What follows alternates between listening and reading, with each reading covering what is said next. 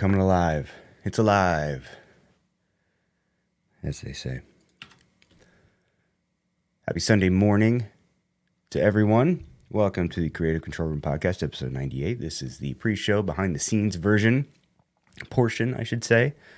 This is where we go through and just make sure that everything is up and running. All systems are go. So we got camera 1 here. Camera 2, looking good. Camera 3, wide shot, fantastic. Looks like Twitch is up. I'm clearing my throat a little bit more than usual today. I apologize. It's I don't know. It's got like a little bit in my chest at the moment, but we'll make it through.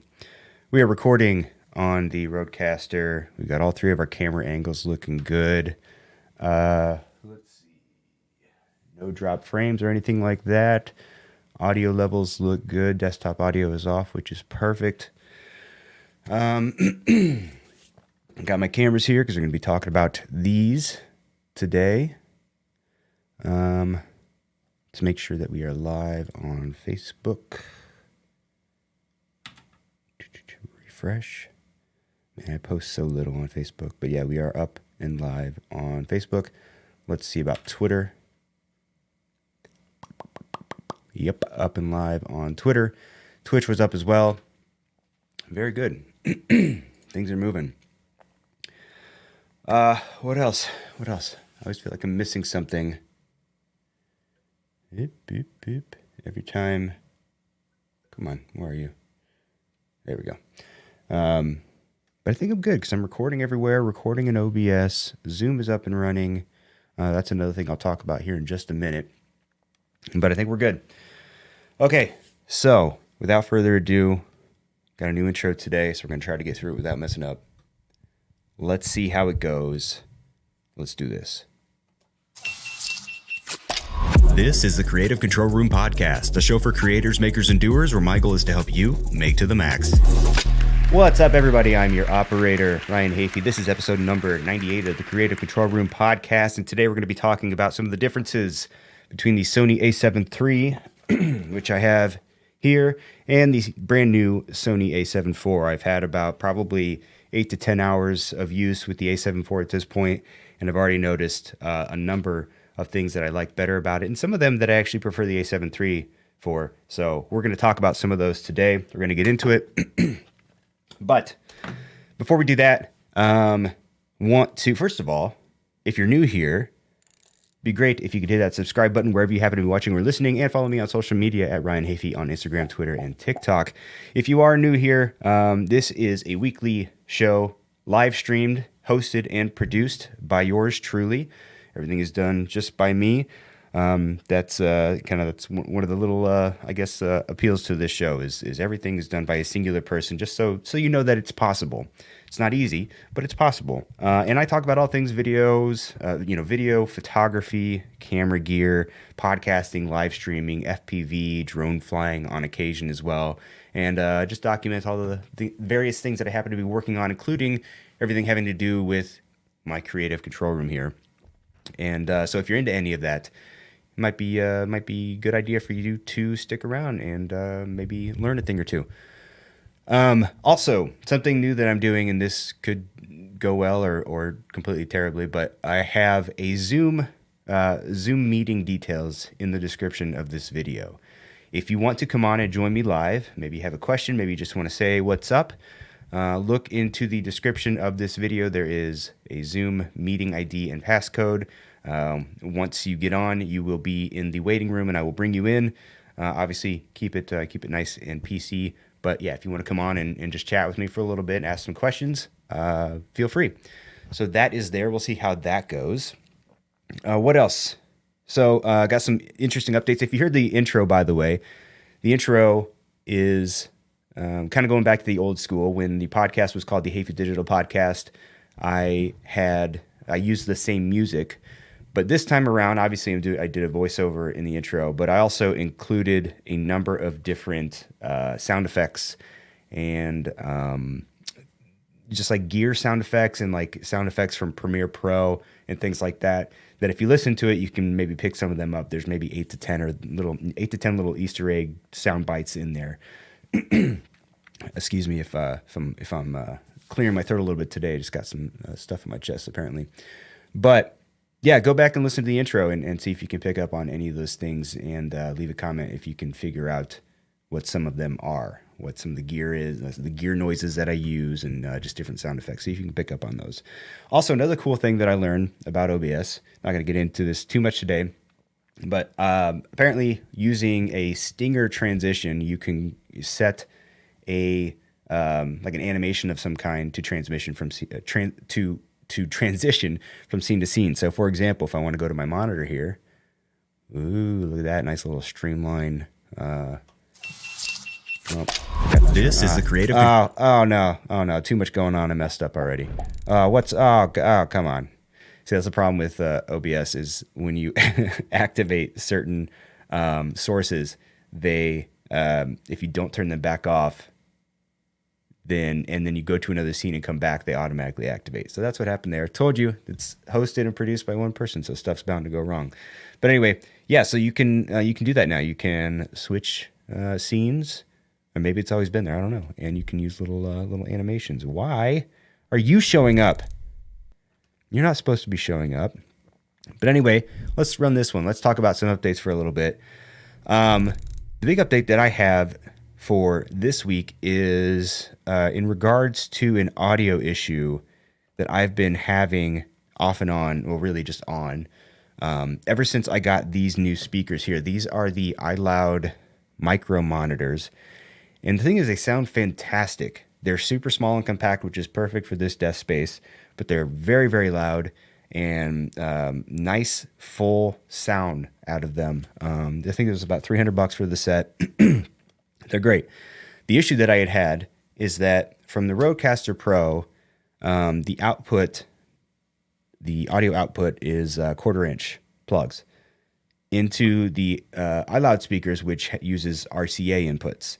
Now, there are these things called balanced cables that basically help prevent audio noise and white noise that you might hear coming from speakers or electrical noise, whatever.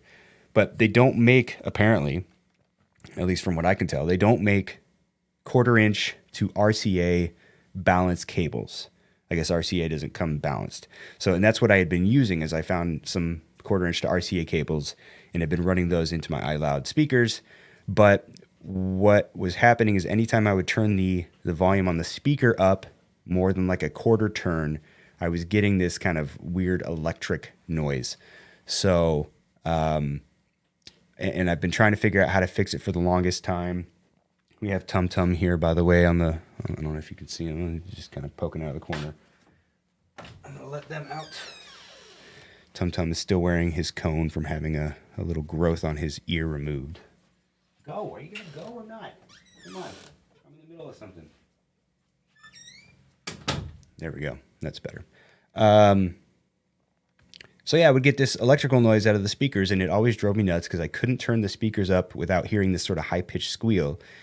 And even, if it's quiet in here and I'm trying to work and all I hear is this sort of it gets very frustrating.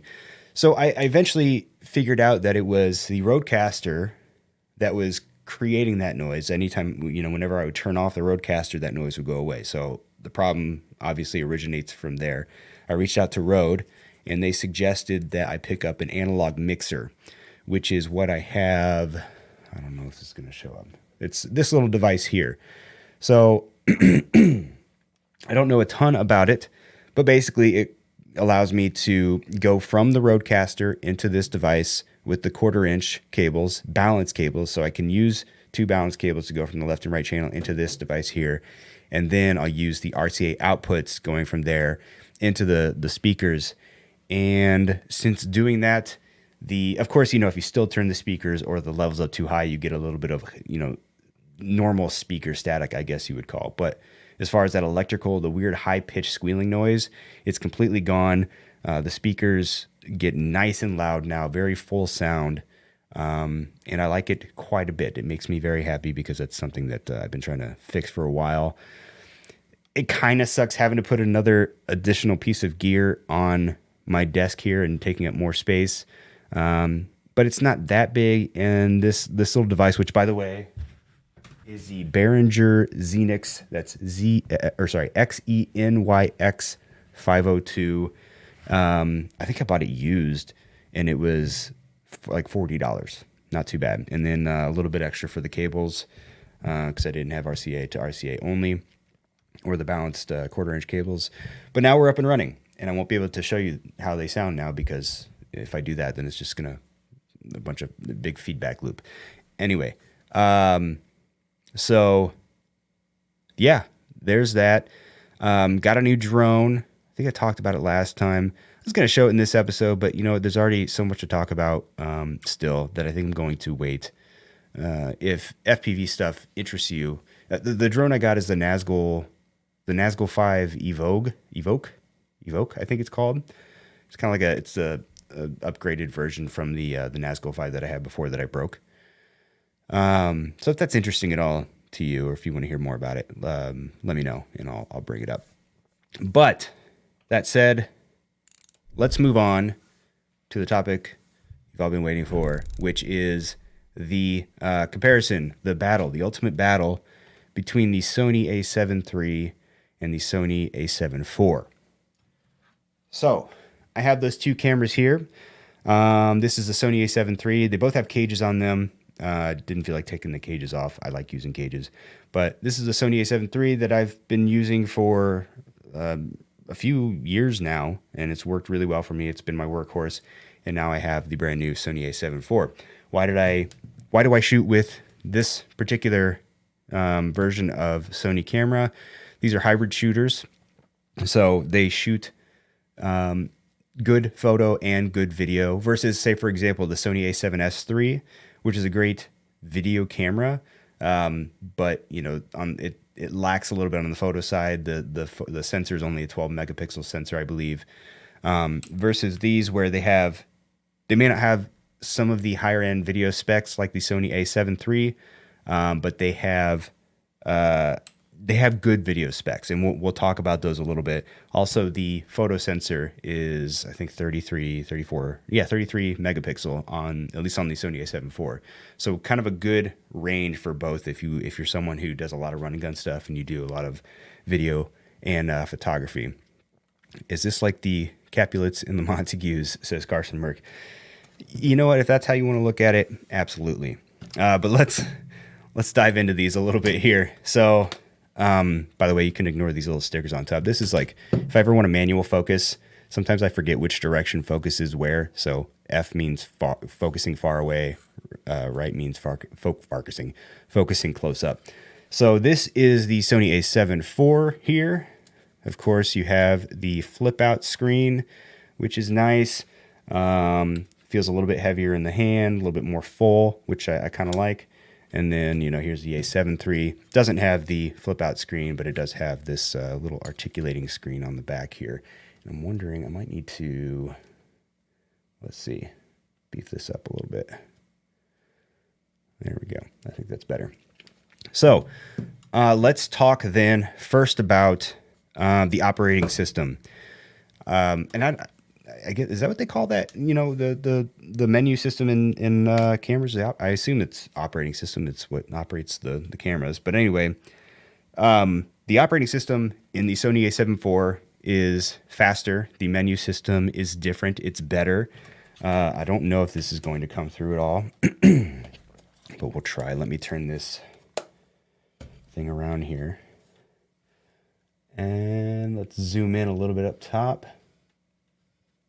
Boom. All right. So Sony A7 III here, Sony A7 IV here. If we go into the menus on both, you can see right away that it's different. Let's kind of zoom in even more. There we go. So you can see that it's even more different. You get, I like how everything's kind of lined up on the side. The different categories are lined up on the side there versus up on the top. You just have it just seems better organized in the A7 IV. Also, just moving around through the menu is a lot faster. One of the big things that, oh shoot, I've been showing you this at all. There you go. There's the menus. A7 III, A7 IV. Just kind of laid out a little bit differently. The operating system on the A7 IV seems a lot snappier, a lot faster to me. One of the big areas where I find that the A7 IV exceeds is going back to a boxing example. When I shoot boxing, in between rounds, I go through and rate the photos that I think, I will want to edit later. And I only have a minute to do that. And if you shoot a lot of photos in a round, it can take some time to go through all of those and hit the rate button. Anytime I would rate photos in the A7 III, there were times where it would hang for like 1 to 2 seconds before I could go on to the next photo. And when you don't have a lot of time, that can be a little bit annoying.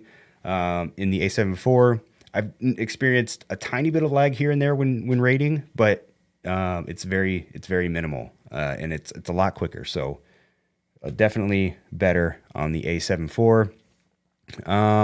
Of course, you have, go back here, zoom out just a little bit. Of course, you have the flippy screens. On the A7 III, you just have a screen that moves like this. It doesn't flip out, just kind of up and down, versus the A7 IV, where you can flip it, turn it, put it in like that, turn it out like that, all angles. And what I will say is that I like the flippy screen for almost all applications. Where I actually prefer the A7 III is, again, going back to boxing. And this is a very niche use case. But if I'm shooting at the apron and I want to shoot using the live view on the camera, maybe, if I want to shoot really down low to where I don't want to have to, get behind the camera and I can just kind of shoot low and look into the viewfinder, the A7 III actually works better because I can simply flip this up and look down into it as I'm shooting. The issue comes in when it comes to like camera straps. So I use the Peak Design camera straps. And when this is flipped out, the A7 IV, when this is flipped out like this, the camera strap kind of gets in the way. Also, I'm not looking sort of at the center of the camera. I'm looking to the side of it.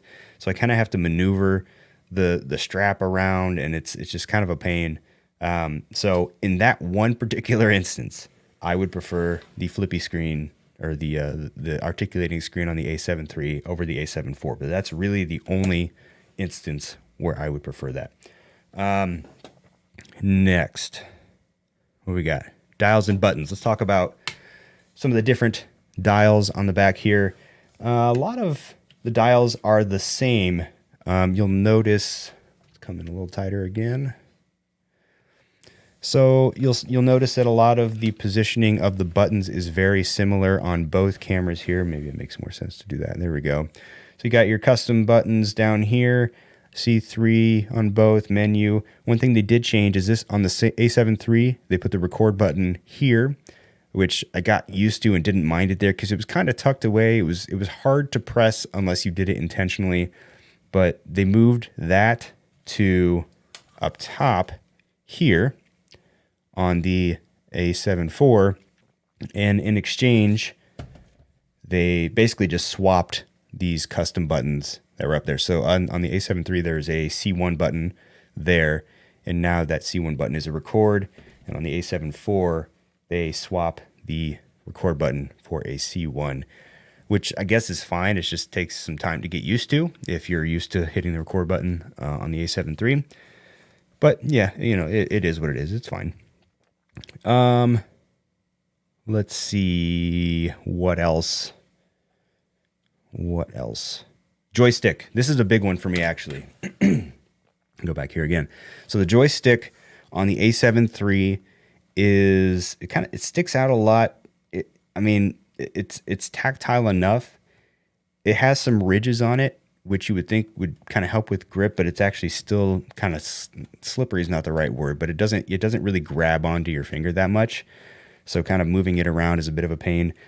You can really tell that the A7 IV joystick here is a lot more textured, a lot more tactile versus the A7 III. The other thing is, again, going back to boxing, when I shoot boxing, I move the focus area in the viewfinder left and right. I typically shoot with zone because I like to have a preference of which fighter I'm focusing on. If you've got a fighter that's kind of facing you and is on the right side, and then their opponent is, to in front of them with their back facing to you.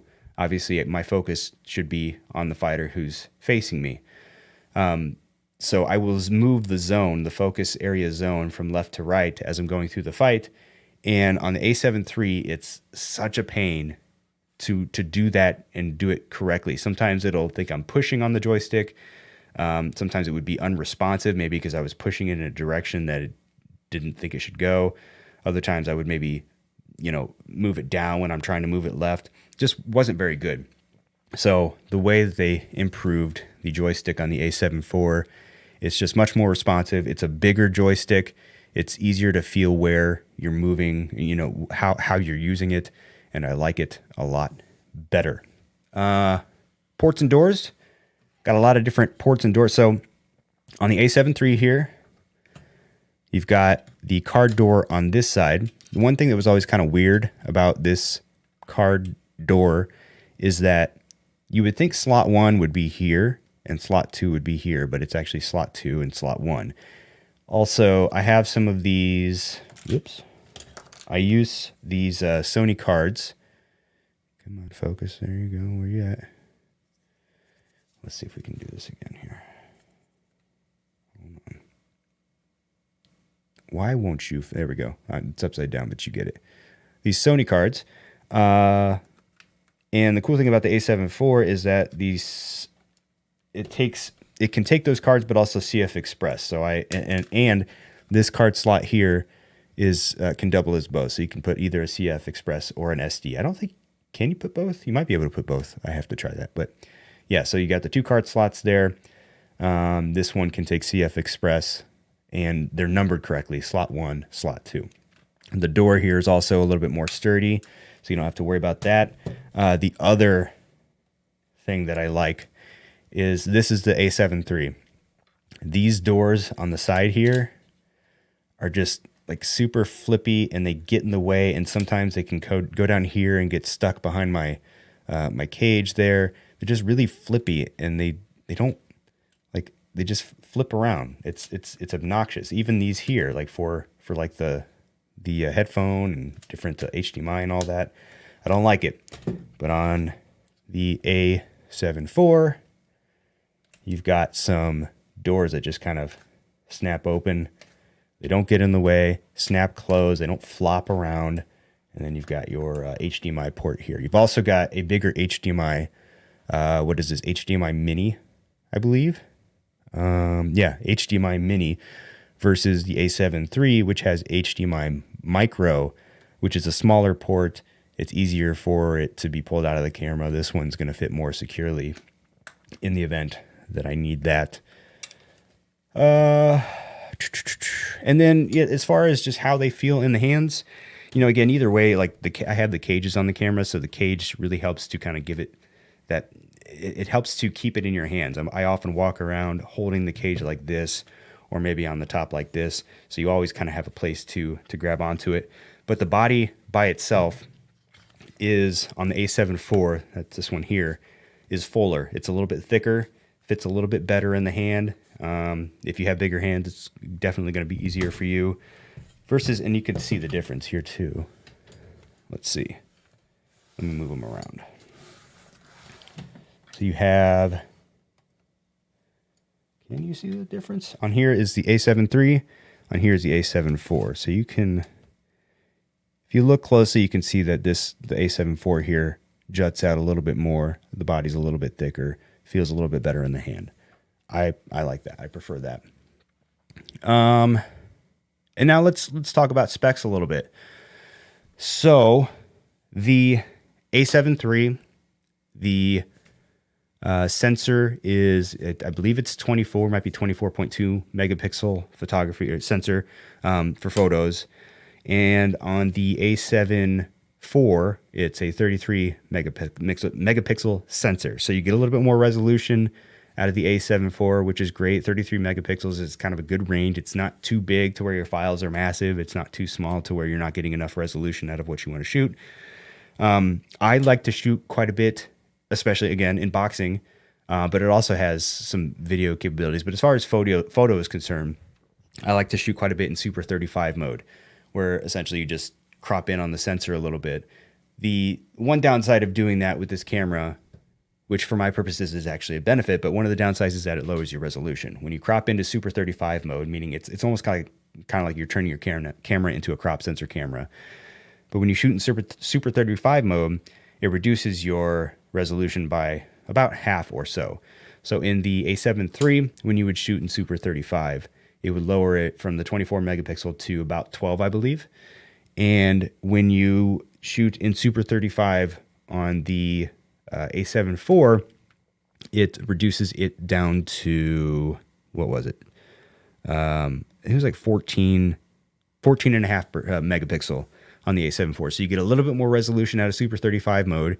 The reason that I like it shooting in that way is, again, for boxing. I know I use boxing a lot, but I do a lot of boxing photography and video and all that kind of stuff. So when I'm shooting ringside, my job as a boxing photographer at the end of the night is to get photos processed and pushed out to media as quickly as possible.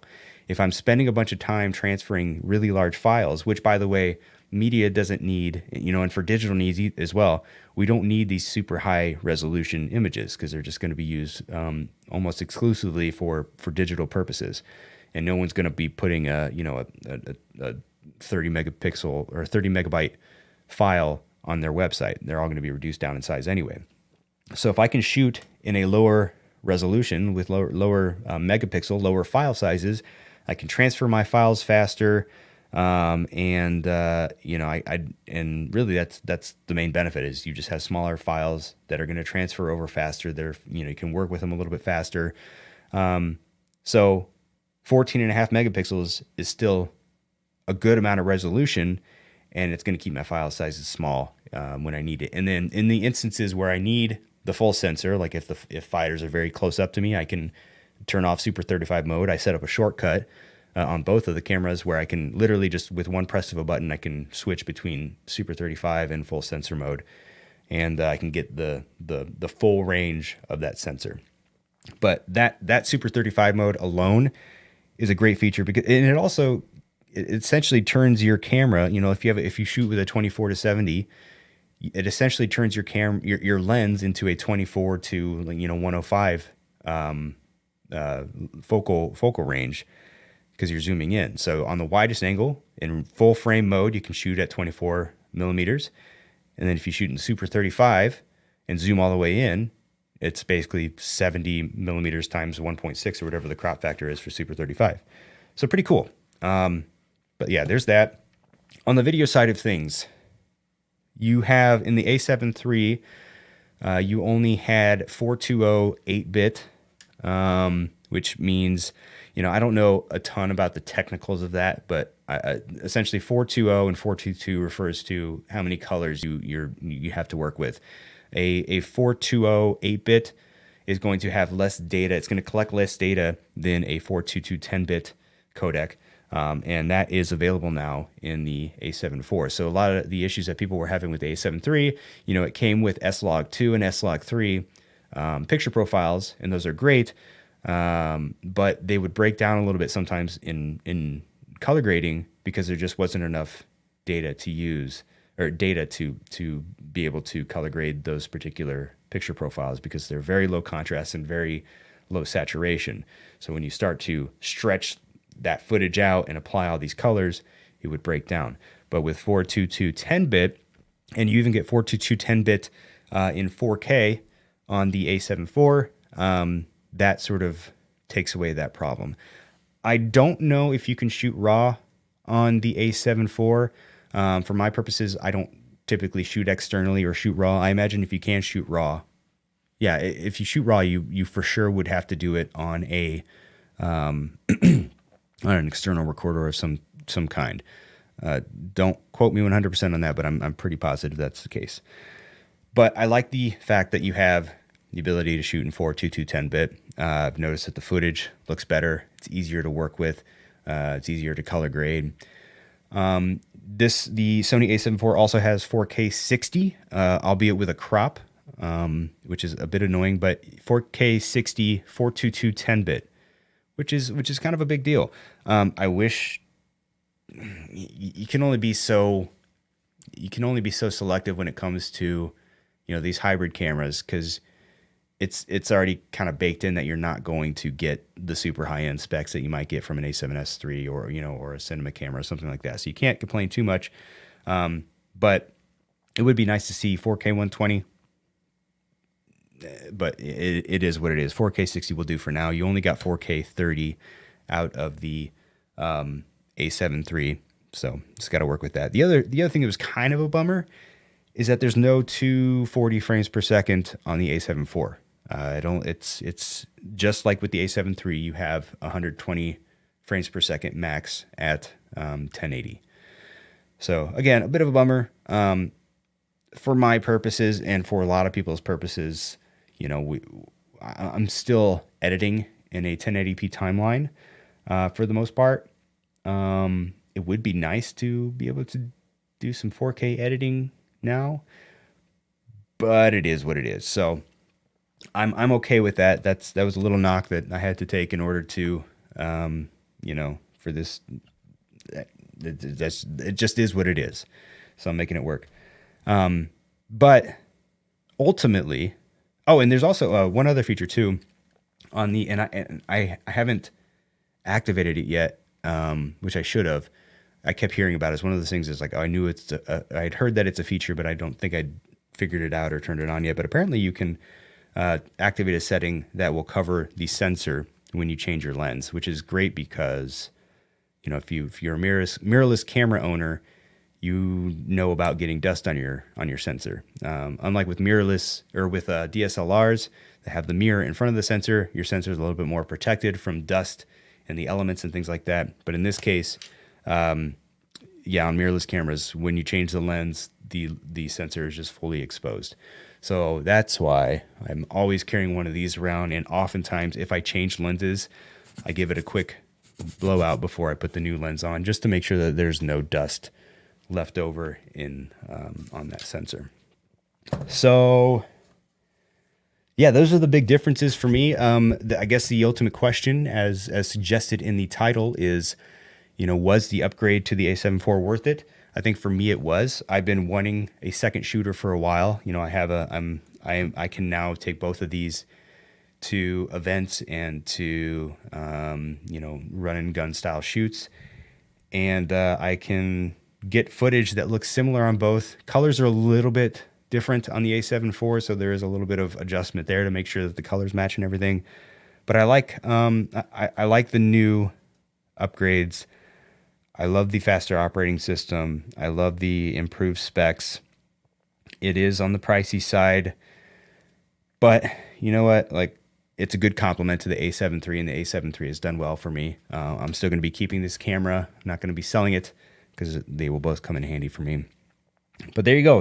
And this is, of course, my use case.